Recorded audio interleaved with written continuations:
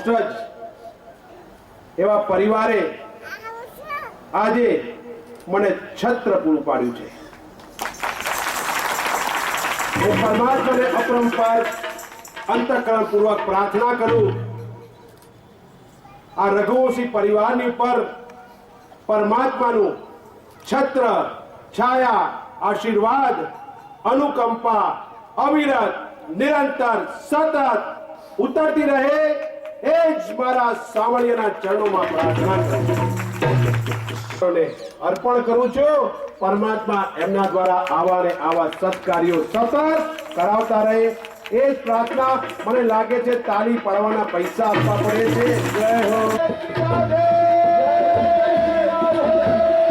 મને કે સ્વામીજીનું સન્માન કરવું જોઈએ, અને આ જલારામ સાથે ખોટા અભરખા અહીંયા ઉતારીને જશે તો મારો વાલો સ્વીકાર કરી લેશે। ખોટા અભરખા લઈને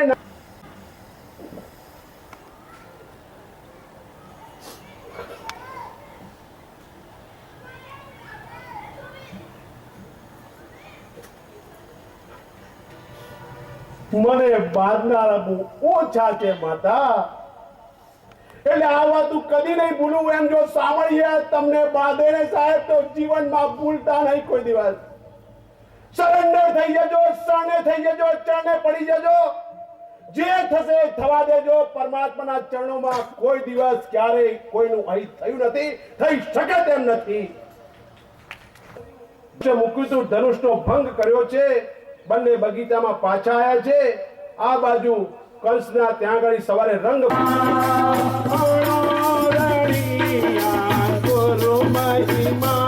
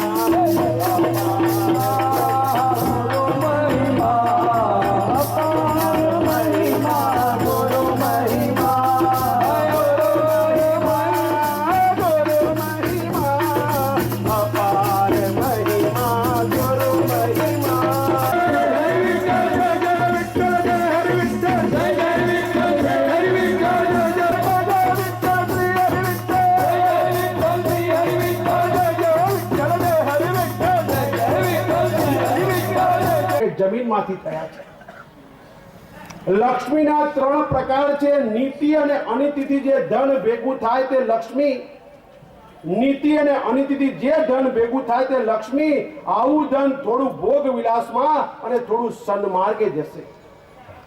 બીજી છે અલક્ષ્મી, પાપનો પૈસો એ અલક્ષ્મી છે, તેનો ઉપયોગ ભોગ વિલાસમાં થાય તે મનુષ્યને અંતે રડાવે છે। અને ત્રીજી છે મહાલક્ષ્મી, જે ધર્મથી મેળવેલું નીતિનું ધન છે તે મહાલક્ષ્મી છે, અને આવું ધન સારા કાર્યોમાં જ વપરાય છે। કથાઓ હોય, ઉપનિષદનું શ્રવણ હોય કે ગીતાના જ્ઞાન યજ્ઞનું જે આયોજન કરે છે, એના ત્યાં મહાલક્ષ્મી કૃપા અપરંપાર રહે છે। કેમ કે પરમાત્માનું દર્શન કરી શકાશે એમાં કોઈ શંકા નથી। ગમે તે દેશમાં જન્મ્યો હોય, આજે પણ એને લાખો લોકો પૂજે છે, એ પણ ભગવાન છે, તો મારા માટે પણ એ ભગવાન હોવો જ જોઈએ સાહેબ।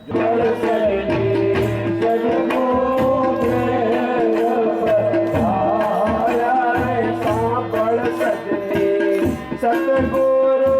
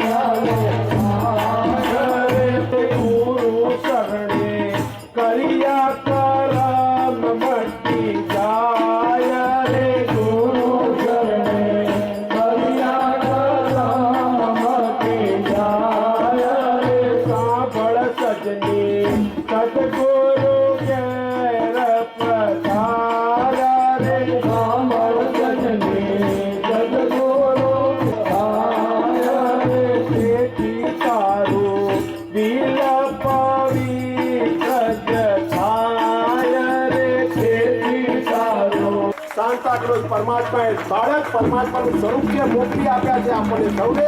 આપણે એમના દર્શન કરીએ અને અહીંયા હવે આ જે પરમાત્માનું પ્રાગટ્ય છે હાજર હોય દરેકને વિનંતી કરું છું કે અહીંયા આવે, અહીંયા આવી અને આપણી આધુનિક કેક નહીં પરંતુ પરમાત્માના માટે બનાવેલો અનેરો અવસર છે લાડુનું અહીંયાથી